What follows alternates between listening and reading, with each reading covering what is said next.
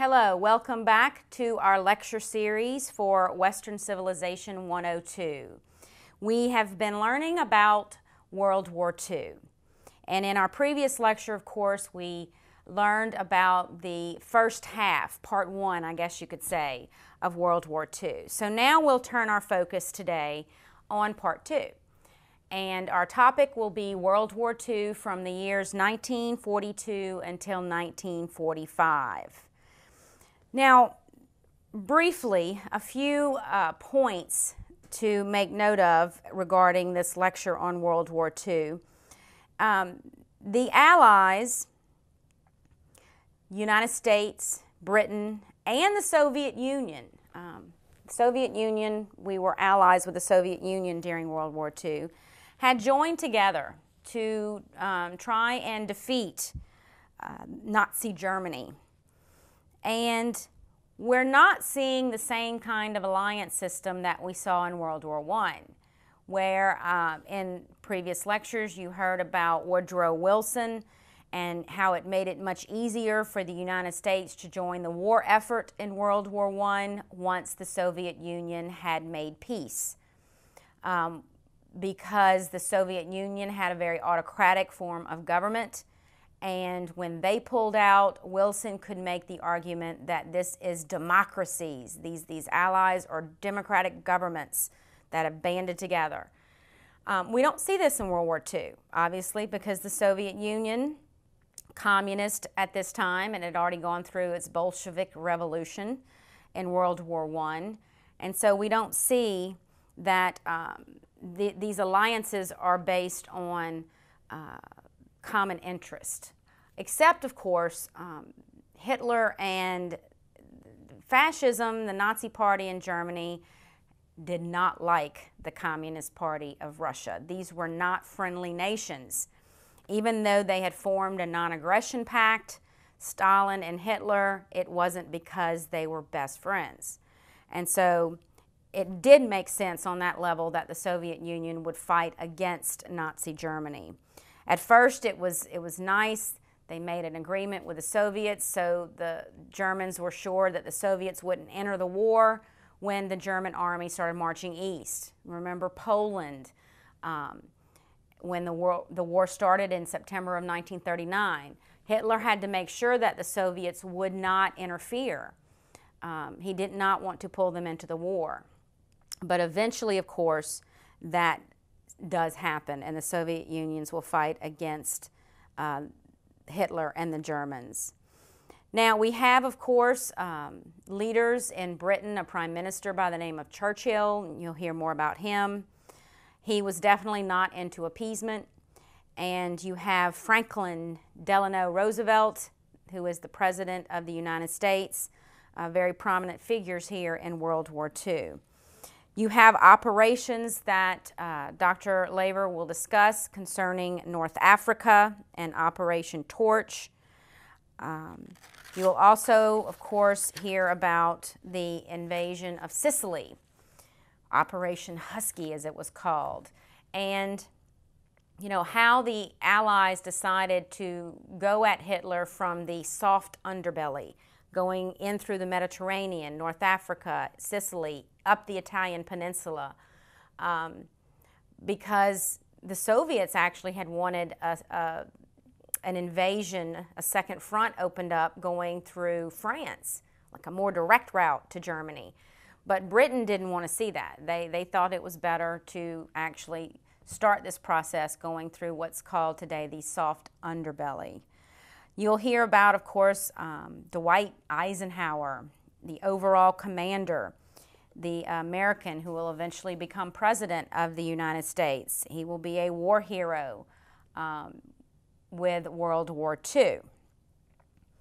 And, of course, the fighting that occurred up the Italian peninsula in 1943, and Operation Overlord, as it's called, with Eisenhower, again, being the supreme commander.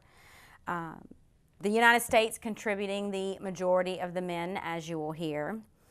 And you'll hear about Operation Overlord and how, of course, in June 6, 1944, the Allies will land on the beaches of Normandy. Okay. And of course, D-Day, as it was called. You'll also learn about just basic other elements of World War II here in this second part or second half. The civilians, the civilian side of the war, and of course, how Hitler, with a last-ditch effort there at the very end in January of 1944, tries to break through Allied lines as the Allies are coming ever closer to Berlin. By this time, Hitler has dug himself in to a bunker, and that Battle of the Bulge, as it's called, was not successful as far as Hitler was concerned. It was, the Germans did not break through Allied lines. And the Russians and the Americans will meet right outside of Berlin, and it's agreed that the Russians will be able to go into Berlin, and they will, you have snipers, you have, fighting through the streets of Berlin. But Hitler was not captured alive. He actually took poison, as did a lot of the other people, some of his senior staff, his girlfriend, I think, who he recently married, and they were also dead too. They had committed suicide before they could be captured. And then the peace conferences there was quite a few of them, trying to determine what's going to happen after World War II, how will the Allies proceed, and why the Germans were defeated in the first place. Because really, when you think about it, the Germans started off extremely strong. They started off with a bang. That blitzkrieg, as it's called, the lightning-fast wars with the panzer units of the German army. But obviously, Germany is defeated. Mussolini, Germany's ally, Italy, Mussolini, will be caught trying to flee Italy, and Mussolini and his mistress are both killed.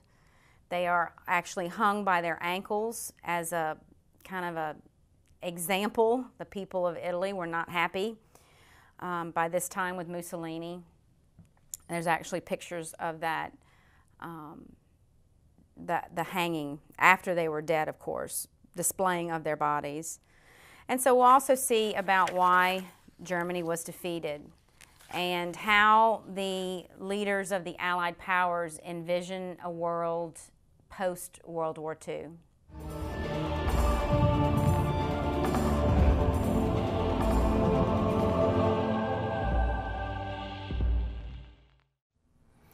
Last time in our discussions of World War II, we saw the beginning of the war itself. We saw how the rise of fascism came about in Italy and in Germany. We also saw Adolf Hitler's attempts to expand his control over much of Western Europe. In fact, we saw him turn to Eastern Europe, and in fact the Soviet Union, recall, with his invasion of the Soviet Union in June of 1941. We saw the Soviets counterattack against the Germans right on the very gates of Moscow in December of 1941. And we also concluded with our discussions of that consequence of Hitler's expansion over Europe, the Holocaust, and all the horrors of that we heard General Eisenhower describe.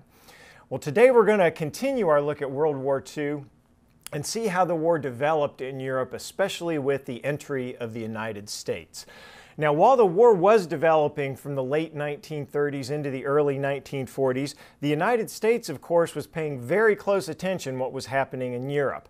Everyone in the United States that was an adult, of course, recalled World War I not that many years ago, and there was great fear and trepidation in the U.S. about potential involvement of America in yet another major European warfare. And because of that concern of becoming involved in a conflict in Europe, Congress took steps to try to keep the United States out of the war that was starting to appear imminent. And most notably with the passage of what became known as the Neutrality Acts. Now, these were measures that Congress passed into law and signed by the President, designed to keep America away from any potential conflict. And just a couple of illustrations to show how Congress wanted to keep the U.S. neutral. Number one, Congress passed a series of embargo acts, which stated that should Europe go to war, the United States would not sell any sort of military goods to either country that was involved. So in many respects, a message to Britain, our ally in World War I, that if you go to war again, don't count on the United States to send weapons and supplies to help you fight this war. The same message, of course, applied to any other nations in Europe who might be considering warfare, that they could not expect the United States to help them supply their militaries. Additionally, another neutrality act that Congress passed was a policy that became known as cash and carry.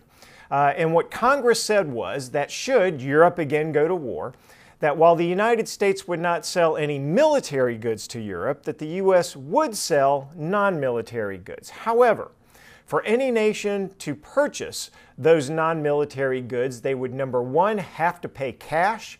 There would be no loans to any country, Britain or France or Germany. And any nation that purchased those goods would have to pick those goods up with their own sailing ships. And we think about the consequences of this legislation, I think it's pretty clear how this would hopefully keep the U.S. out of a European war.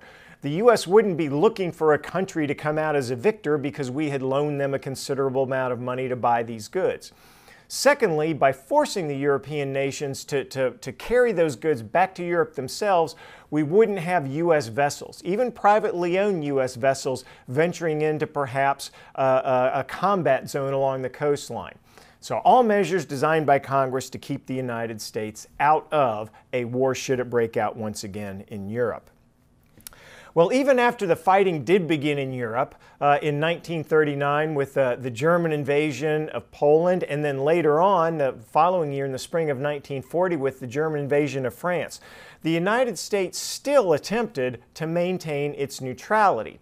Now, most people in the United States, not the least of which was President Franklin Roosevelt, recognized the trend of what was happening in Europe. And Roosevelt recognized the nature of the regime of Adolf Hitler in Germany, and that the United States would likely eventually end up in this conflict on the side of Great Britain.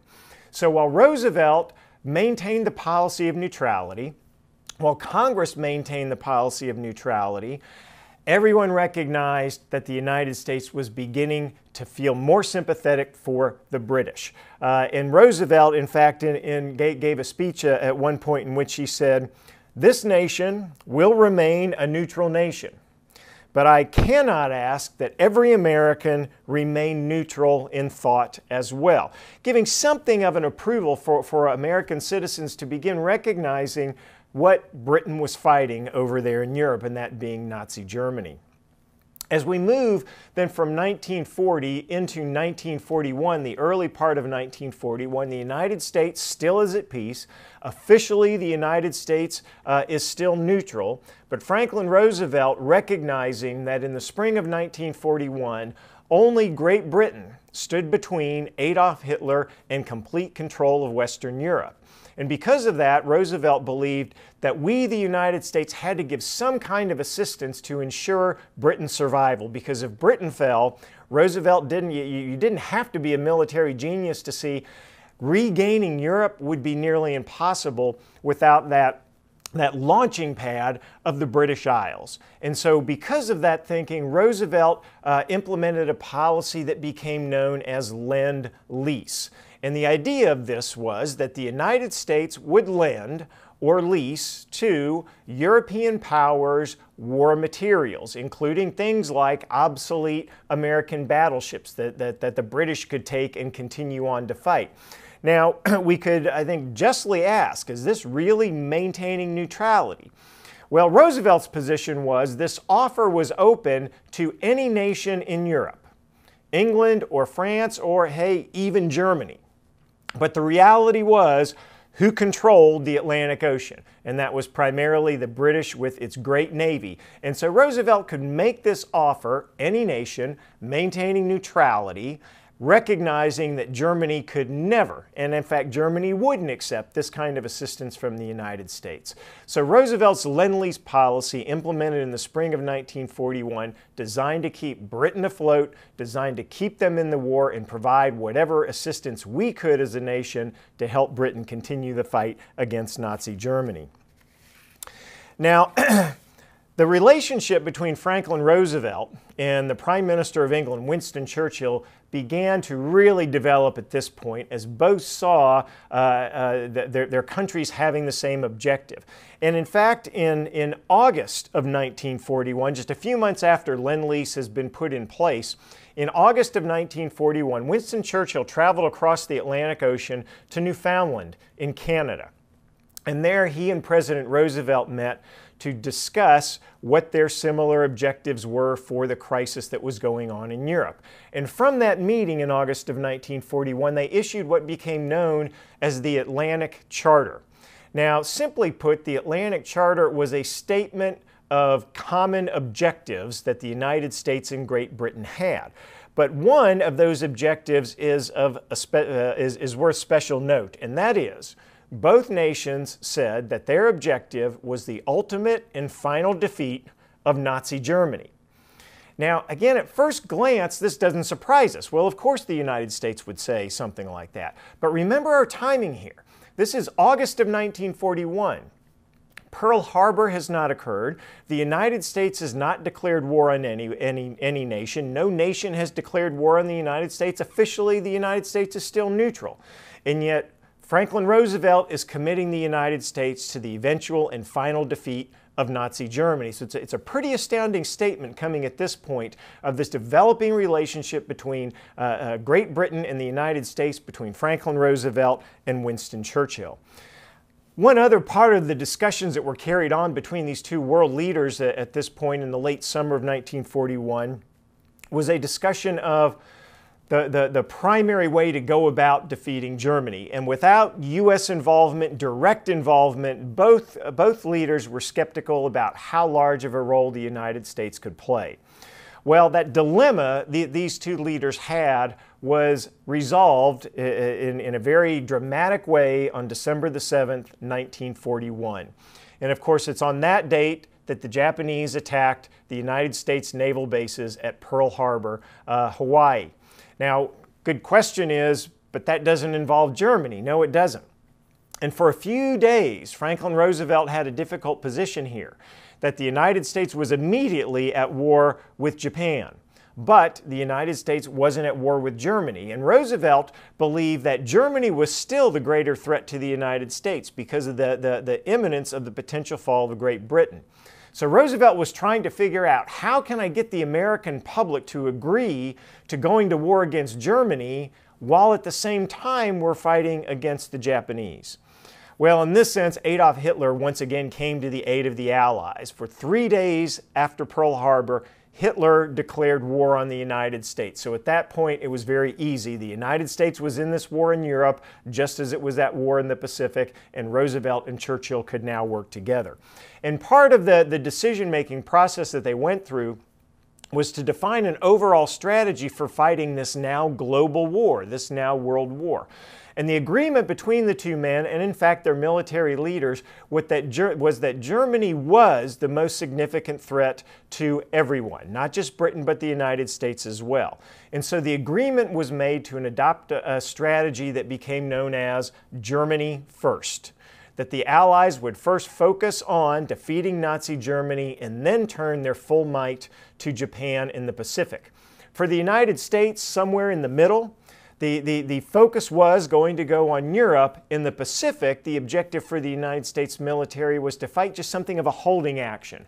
Stop the Japanese from expanding any further, and once the war in Europe has been done, then turn all of our might against the Pacific. So Germany First became the overarching strategy for England and the United States as they pressed forward in fighting this now global war. Well, with the Japanese attack on Pearl Harbor in December of 1941, the Allies could now openly work together. And in fact, the alliance that I'm referring to is solidified officially on paper in May of 1942. And at that point, the United States Great Britain, and the third country in the alliance, the Soviet Union, officially agreed that their objective was the defeat of Nazi Germany. Now, this alliance among these three major powers, especially the Soviet Union, was an alliance of convenience. The Soviet Union and the Western European powers like France and England were not at all on friendly terms prior to the outbreak of war. But in this instance, they both had the common enemy, they both wanted to defeat Hitler, and so an alliance of convenience developed among these three major powers. Now, with this alliance agreed upon, the president of the Soviet Union, Joseph Stalin, immediately began to request assistance from the other allies, England and the United States, to open what became known, or the concept of, a second front in Western Europe. Up to this point, beginning really from the summer of 1941, so now nearly a year has gone by, the Soviets have been battling against the Germans in essence by themselves in Eastern Europe. So Stalin wants help. He wants help immediately with the Allies opening the second front somewhere in Western Europe, somewhere in France or in Denmark or Norway. For Stalin, in many respects, it didn't matter. He just wanted the other Allies directly engaged in this war to help take some of the pressure off of his own troops. This is going to be a demand of Joseph Stalin for some time, the drive to open the second front in Europe. Well, the United States, being at this moment the junior partner in this alliance, was very enthusiastic about getting involved in the war, but the United States was in many respects also very inexperienced about this war. Recall that the war had started in September of 1939. So we're looking at over a year and a half now. Europe has been at war and the United States has yet to become really engaged. Because of this energy, because of this aggressiveness, and because of this inexperience, the U.S. approach to fighting this war in Europe was wanting to make an immediate attack from England across the English Channel directly into France, directly into the strength of the German defenses. And really at this point it's fortunate.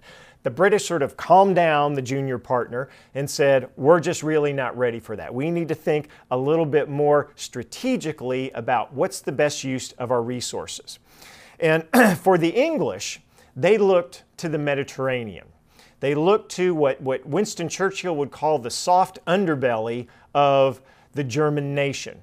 Churchill says if we attack against the Germans and the Italians in the Mediterranean, we don't have to go directly into their strongest fortifications and we can inflict significant damage. And he convinces the Americans that indeed this is the way to approach fighting the war.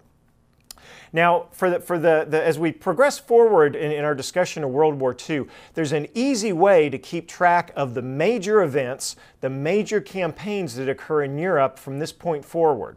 In each of the 3 years of the war that we're going to discuss, in 1942, 1943, and 1944, there is a single major offensive operation by the Allies. And so we can just track each year, step by step, as the Allies work their way towards the eventual defeat of Nazi Germany. That first major offensive by the Allies is going to come in 1942. And the location is going to be, just as the British had intended, in the Mediterranean. Now, the British had been fighting against the Germans and the Italians in the Mediterranean almost from the start of the war, especially in the southern part of the Mediterranean in North Africa. British forces based out of Egypt in eastern North Africa had battled the Germans, which were located in central North Africa. Back and forth they had gone over the countries of Libya and Egypt, switching just back and forth over the same desert terrain. And so this is where Churchill said he wanted American involvement. And again, the Americans agreed. And the agreement shows itself in November of 1942 with what was codenamed Operation Torch. Now, Torch was going to be the American invasion of Western North Africa. Recall again, the British were fighting from Egypt and eastern North Africa. The Germans were in the central part. So the idea here was that the Americans would land in western North Africa and trap the Germans between the Americans and the British, slowly squeeze the Germans until they were forced out of North Africa. And so on November the 8th, 1942, American forces for the first time engage in World War II in Europe in a significant way. The overall commander for this American operation was going to be General Dwight Eisenhower. Eisenhower had been in the War Plans Division of the U.S. Army prior to the war. He was recognized as a great strategic thinker, and so he was given command, overall command of this operation. The Americans landed at 3 different locations in North Africa, and within a short matter of time began moving eastward towards the Germans where the fighting was taking place.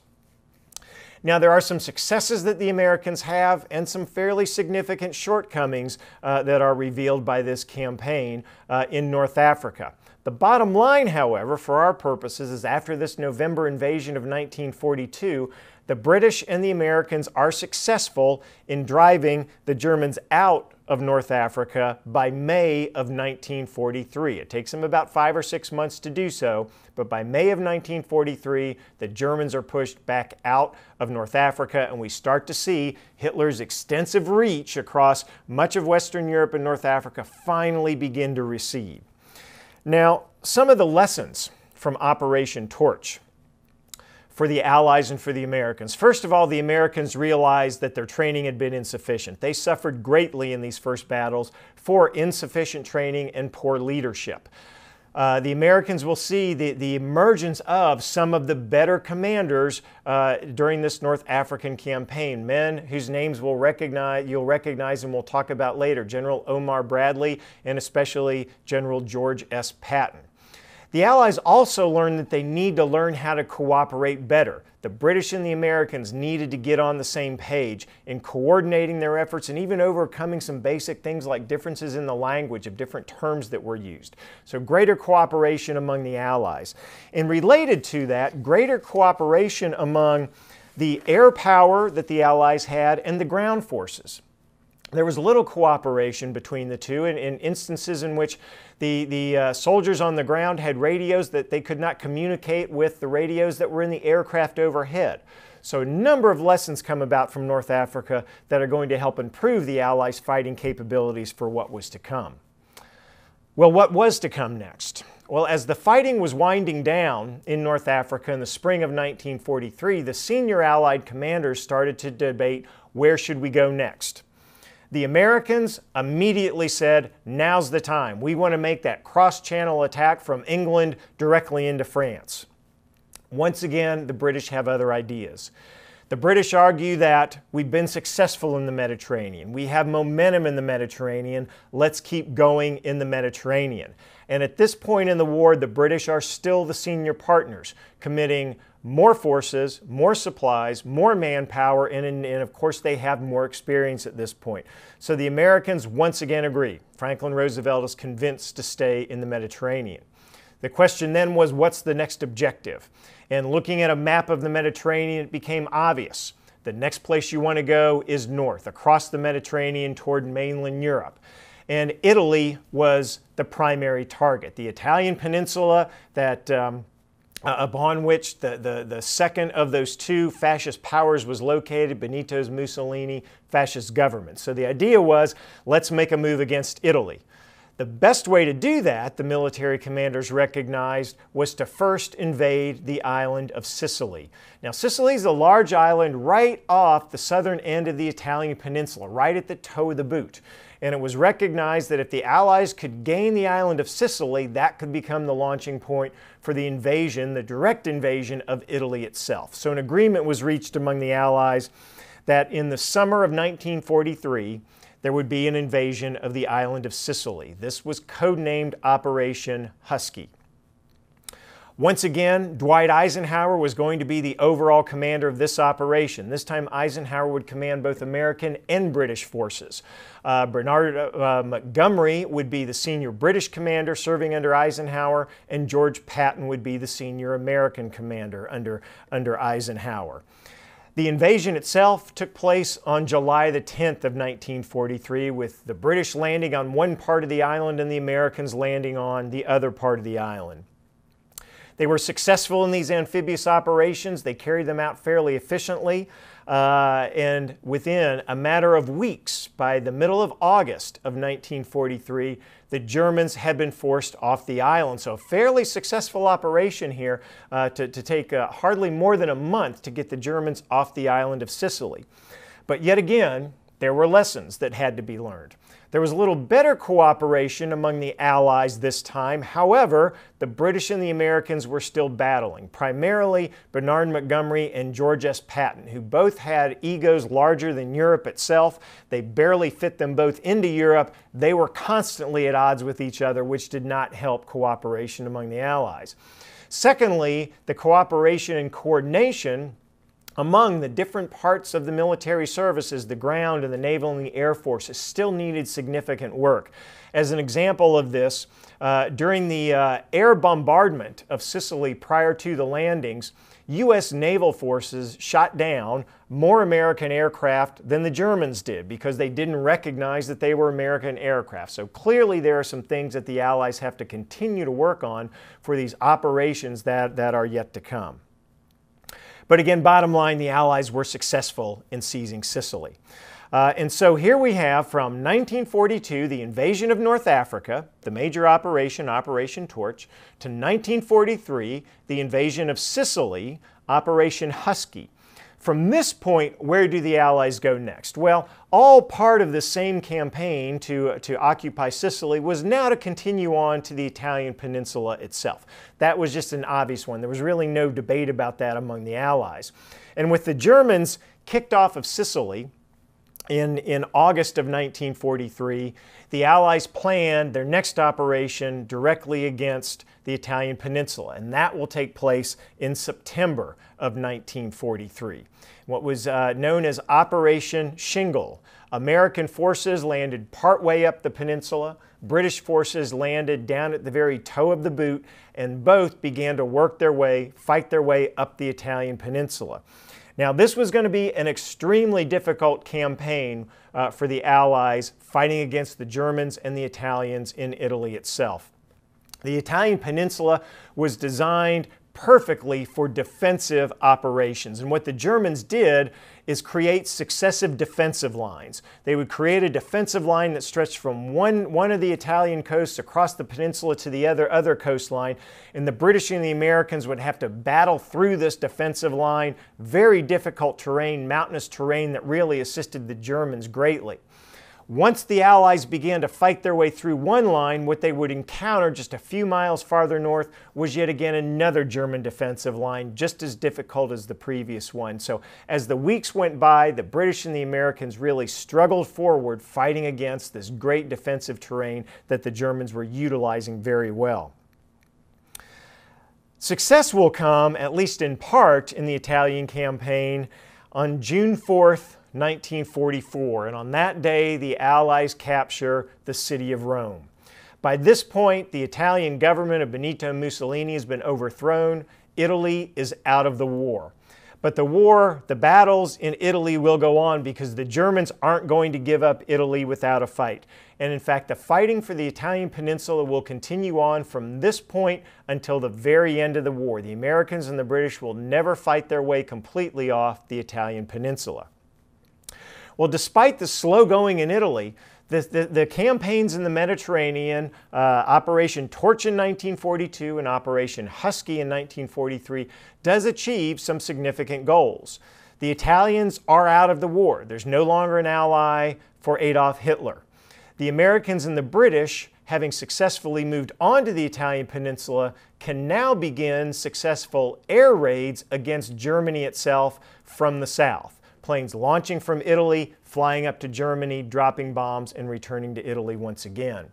With the Italians knocked out of the war, that also meant that the Allies could use the Mediterranean for shipping without significant fear of attack, so greatly allowing the logistics of the war to progress forward to help with the fight against Nazi Germany. So significant accomplishments come about from these first couple of years of major offensive operations by the Allies. Well, with the success that the Allies were achieving in Italy, of course, then the question became, what's the next major operation? And as we've seen now twice before, the United States is going to argue for a direct attack against France from England across the English Channel. And in this case, the United States will win out. And for a number of reasons. The Mediterranean had been secured or was being secured as the planning for this next operation was going forward. And it's at this point of the war, as we move into the year of 1944, that we really reach a tipping point between the Allies in this partnership between Great Britain and the United States. As this war has progressed forward, the commitment of the United States as far as resources and manpower has, of course, increased dramatically. And as we move forward, it's going to do nothing but increase even more dramatically.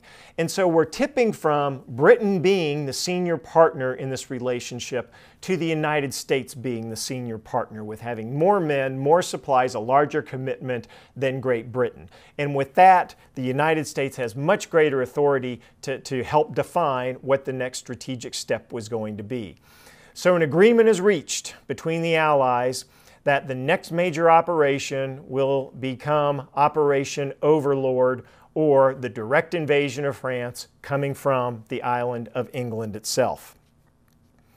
The planning for this called for the invasion to take place in either May or June of 1944. Dwight Eisenhower was once again selected to be the overall commander, or in this instance, he was given the title of Supreme Commander of Allied Forces in Europe. Now, there was some debate about who would be the overall commander. The recognition was it had to be an American, simply because the Americans were going to end up contributing the greater amount of resources, and so an American had to command all those American soldiers, sailors, and airmen who were going into battle. Now, within the United States, there was something of a debate about who should command. Back in Washington, General George C. Marshall, who was the equivalent of today's chairman of the Joint Chiefs of Staff, the senior military officer in all of the United States, outranking even Eisenhower.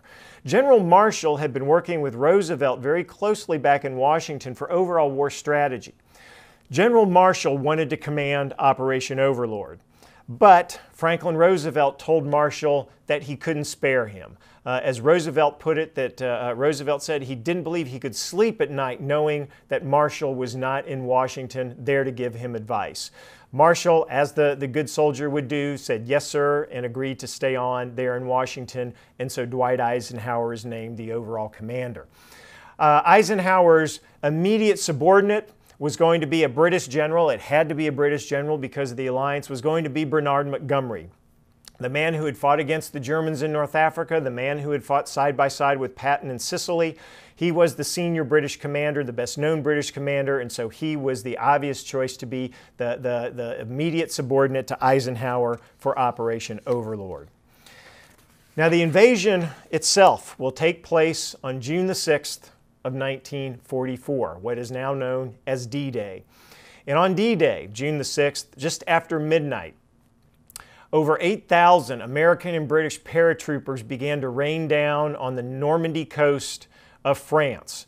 Not long after those paratroopers landed, at dawn the following day, or on the same day actually, divisions of American, British, and Canadian forces landed on 5 separate beaches to undertake the invasion of Europe itself. For all the invasion beaches, they made fairly rapid success with the exception of Omaha Beach, where the Americans landed against very difficult terrain and the most stout German defenses anywhere in Normandy. And it was touch and go for most of the day. But by the end of the day, the Americans had pushed themselves on shore and had gained a toehold. And so really within a matter of 24 hours, the Americans had cracked the fortified Europe that Hitler thought that he had created and had that grasp once again on continental Europe. Now, at this point, we, looking back, typically think, well, the tough part's over. They're on shore and now they simply move forward. But the senior commanders recognized that was just the beginning of the fight. The senior commanders like Eisenhower and Montgomery recognized, you know, it's likely we're going to gain this toehold and be able to hold on for a few days, but then what? as the Germans start to send reinforcements far easier than the Americans could, because the Germans are going to send them across land, could the Americans and British and Canadians hold on and then fight their way off the beaches? And over the next few days, and in fact the next few weeks, the Allies did not make progress that they had anticipated. In fact, the men like Eisenhower and Montgomery believed that the war was bogging down into trenches, just like they had seen in World War I. But by late July, 5, 6, 7 weeks after the initial landings, the Americans, the British, and their other allies undertake what became known as Operation Cobra. And this was the breakout, breaking away from the Normandy beaches, fighting out into the open countryside of France, where they could make good progress against defenses that the Germans had not been able to create. And with Operation Cobra taking place at the end of July, the Allies do begin to pick up considerable steam. And in fact, they move rapidly enough that by the end of August, specifically August 25th, Paris once again falls under the hands of first French forces, followed by the Americans and the British. So on August 25th of 1944, Paris is liberated from German control. And at this point, the Allies believe they are really moving rapidly, that the Germans are in fact on the run, and some are beginning to say we might be home by Christmas of 1944 because the Germans seem so disorganized. Well, one of the factors that helped the Allies make such good progress at this point of the war, once they break out from the Normandy beachhead, is the assistance from the French people themselves. And this is a good chance to talk for a moment about civilians in Europe under the control of Nazi Germany, under occupation. And we're going to simplify it a little bit by saying that there are really three ways that civilians reacted to German occupation in countries like France or in Belgium or in Denmark. One way was to collaborate. In other words, cooperate with the Nazi occupiers. Some believe that the Nazis are here, they're not going away, and so we need to make the best of this. And so the collaborators would do things like give the Germans information on who maybe had a secret radio hidden away, information on who was a part of the resistance, those fighting against Nazi occupation, information on where Jews might be hiding that the Nazis were searching for.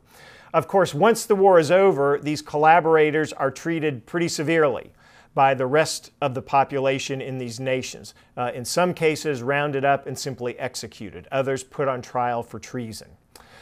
Another way that those in these occupied countries responded was the complete opposite end of collaborating, and that was joining in with the resistance, fighting against Nazi occupation, doing what they could to make it difficult for the Nazi troops that were in their particular area. Doing things like cutting telephone wires or telegraph wires, to more aggressive things like blowing up weapon supplies or equipment that the Nazis had, blowing up rail lines to prevent Nazis from moving troops across the particular part of the country they were in, to even direct attacks against Nazi troops themselves. Now, for those involved in the resistance, this was a very risky business because they knew if they were caught in the act of any of this, they would just be summarily executed, shot on the spot, as well as potential retribution taken against their families. So they were undertaking a considerable gamble with their lives and the lives of their families by undertaking the resistance. It's members of the resistance that are going to aid the Allies so much prior to the D-Day landings and afterwards, by disrupting German communications, by disrupting German transportation. There's one other way, and probably the majority of the civilian population in Europe reacted to German occupation, and that was simply looking to survive. Not really collaborating with the Germans, not actively participating in the resistance, but just finding some way to make the best of a very bad situation, to avoid antagonizing the German occupying forces, to avoid being killed by Allied bombing of a particular area, and to survive the food shortages that ravaged most of Europe during this time period. So for many European civilians, it was just simply a matter of survival and trying to take care of their families as best as they possibly could. As the Allies progress now across France itself, One advantage that they had that Hitler had completely lost by the time the D-Day landings took place in June of 1944 was air power. This was a target of the senior planners well before D-Day to gain air superiority over the English Channel, hopefully over France, if not even more.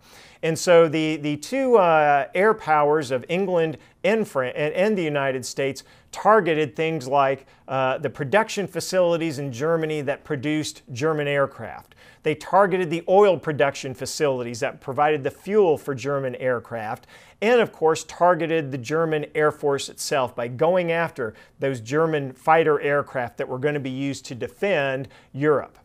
Success came about in May of 1944, a month before the D-Day landings.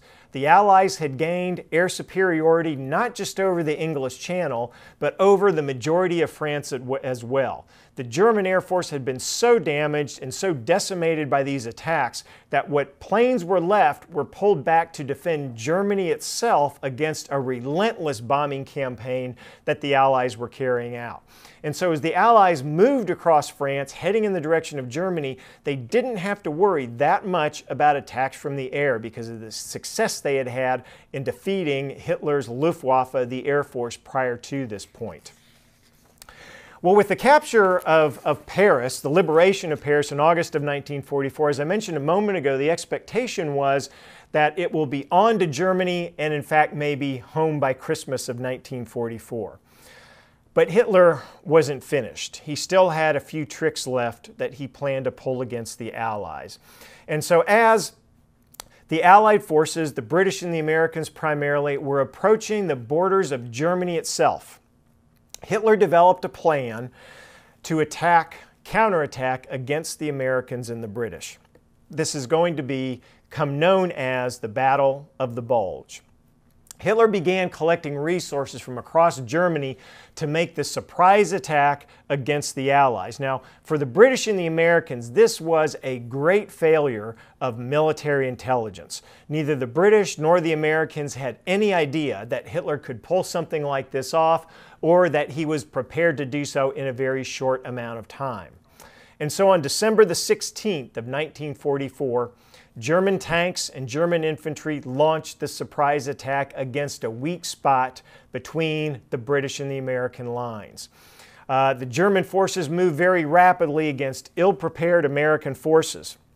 In fact, moved so rapidly, they quickly advanced over 65 miles deep into the Allied territory, creating or giving the name to this battle. It created a bulge in the lines, pushing back towards the English Channel itself, which was Hitler's objective.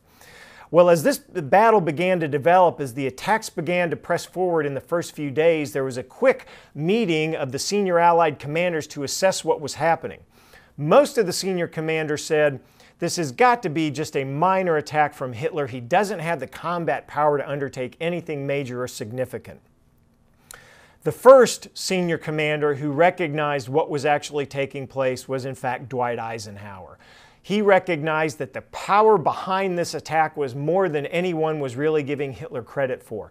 And so Eisenhower began immediately shifting troops to deal with this crisis that was developing. Of most note was the movement of George Patton's Third Army attacking against the side of the German assault as it moved forward. And this really was where Patton shined as a commander. This called for rapid action, this called for rapid decision making and rapid movement by his forces, and Patton's tanks led the way. Another significant part of this Battle of the Bulge was the occurrence at the Belgian town of Bastogne, which was right in the center of the German advance. And Bastogne was a major junction of roads from across the country. And whoever controlled Bastogne would control movement of troops. The Germans were moving very rapidly to seize Bastogne. No other troops were available to send in with the exception of the 101st Airborne Division, one of those airborne divisions that had landed previously on D-Day. The 101st was sent into Bastogne to hold it at all costs, and within a short amount of time after their arrival, they were completely encircled by German forces. The confidence of the 101st, however, was unquestioned, as one of the officers said how he felt sorry for the Germans because they had encircled the 101st Airborne there at Bastogne. Well, the 101st did hold out, and by December the 26th, Patton's tanks had reached Bastogne to reinforce the 101st Airborne troops that were still there. And from that point forward, the Allies, the British from the north, the Americans from the south, condensed on this bulge in the line, and it began to collapse back towards the original starting point. By mid-January, the Battle of the Bulge was over. Hitler's last gamble had been defeated, and the Allies were poised once again to launch the invasion of Germany itself. Well, as 1944 turned to 1945, and it was clear the Allies were going to defeat the Battle of the Bulge, the plan then became, the question then became, how do we advance into Germany itself? On the eastern side of Germany, the Soviets had been fighting this whole time, pressing closer and closer in on Berlin itself. And in fact, by mid-January, the Soviets are approaching the German capital of Berlin. There's going to be very difficult fighting to take the city of Berlin, and so the Soviets paused for a moment to bring up supplies, to get everything up back to full speed, back to full strength before they did this final push for Berlin. Now, there was some concern with the Soviets pressing in from the east and the British and the Americans pressing in from the west of the Allies running into each other and creating casualties, friendly fire casualties. And so while the two armies, the two sides were still separated by a considerable distance, the decision was made that the dividing line between the two forces was going to be the River Elbe. That's spelled E-L-B-E. The River Elbe, which is west of Berlin. And so it was decided that once each army reached the river, they would stop. So there would be no confusion and leading to friendly casualties. So as the spring of 1945 moves forward, both sides begin to press towards the River Elbe and that eventual meeting of the Allies. Well, that meeting is going to come on April the 25th of 1945. American and Soviet forces meet at the River Elbe. They each cross a bridge that had been constructed, and they shook hands there at the center of the river, symbolizing both in a very practical way and a very symbolic way the defeat of Nazi Germany. Now, it's going to be a few more days till Germany actually surrenders. With the battle still raging in Berlin itself, Adolf Hitler had set up his headquarters in an underground bunker right in the middle of Berlin. And as the fighting was going on in the streets over the bunker, Hitler committed suicide on April the 30th of 1945. And with Hitler's death, it was then left to the remainder of the Nazi government to negotiate a peace treaty. Immediately, feelers were sent out to the Allies to sign this peace treaty, with the agreement ending the war in Europe coming on May the 8th of 1945, which is now known as Victory in Europe Day.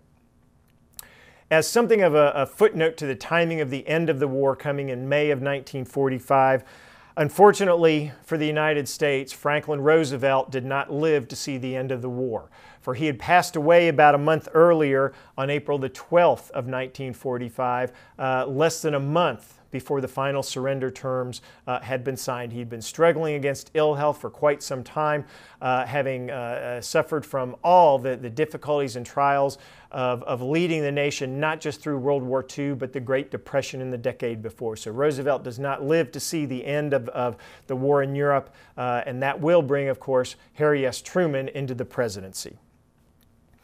Well, why were the Germans defeated? We often think of today of how Germans do war so great. Well, if they do war so great, they didn't do that well in 2 world wars. They lost them both. So how do we analyze this defeat of Nazi Germany in World War II? Well, a number of factors we can put out, not in any particular order. One being Allied resources. The great industrial capacity of the United States to produce goods far more than any other European power. And if we think about the geographic isolation of the United States did not have have to have serious concerns about a direct attack. And so all that industrial might could carry on without the threat of German bombing or Japanese bombing. So the U.S. could bring all that might to fighting this war and winning this war. Another factor that aided the Allies in winning this war in Europe was cooperation. Cooperation, especially among the two major allies of the United States and Great Britain. They did not always get along. They frequently had differences of opinion about what strategy should be followed, as we've illustrated with the United States winning an early cross-channel attack. There were differences among the commanders. I mentioned the differences between Patton and Montgomery. But at the bottom, for the bottom line, every time push came to shove, the Allies set aside their differences, recognized the value of cooperation, and that they were truly after the same objective, and that being the defeat of Nazi Germany.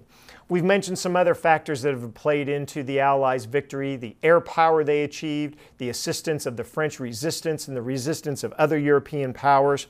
And we can't underestimate the contribution of the Soviet Union to winning World War II. Growing up in the United States and learning about the war primarily from our perspective, I think we frequently underestimate the contribution of the Soviet Union to the war. And one number can illustrate that fact. Over the course of World War II in Europe, 9 out of 10 German soldiers were killed by Soviet forces.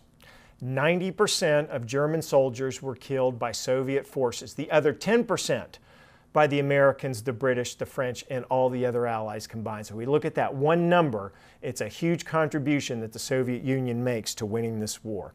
And lastly, as far as what explains the victory of the Allies in this war, I think we can put one word on it: great determination. Determination to set aside their differences, as we've talked about. Determination to press on even when it looked like, especially for England, there was no way they could win. The relentless determination of Roosevelt and Churchill as the senior political commanders. The relentless determination of those military commanders, men like Eisenhower and Bernard Montgomery and Patton and Omar Bradley. All that played into the wealth of resources and everything else we've talked about of why the Allies end up winning this war. Well, the question, of course, after the defeat of Germany became, what do we do with Europe now? Now, while Roosevelt was still alive, the Big Three, as they became known, Churchill, Roosevelt, and Stalin, met at a Soviet town, a Soviet community that was known as Yalta. And this meeting took place in February of 1943, and it was at this February of 1945. And it was at this Yalta conference that the Allies agreed upon a couple of significant points. Number one, to create a United Nations to help resolve differences among world powers in the future. Secondly was the agreement to divide Germany up among the major powers to administer the country after the war until a viable economy could be reestablished and until a new system of government could be reestablished. And each of those major powers would control one part of the country as this rebuilding went on. Of course, it's this division of Germany that's going to develop into a larger division of Europe itself, a division between the communist countries backed by the Soviet Union and the democratic countries backed by the United States and Britain, that will lead to a war very different from the world than the world had ever seen before, and that, of course, is the Cold War that will be battled for a good 5 decades of 50 years between the United States and the Soviet Union. But for the moment, in mid-1945, the Allies, through cooperation, had achieved that grand victory of defeating Nazi Germany.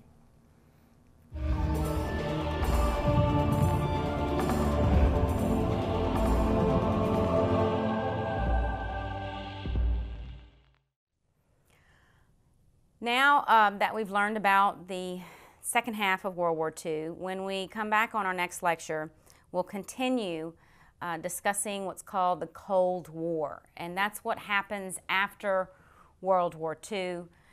The United States and the Soviet Union had been allies in their fight against Germany and Adolf Hitler, but that will not last because we'll see a Cold War develop after World War II, And it's not so much of a battles between the United States and the Soviets because we became the two superpowers.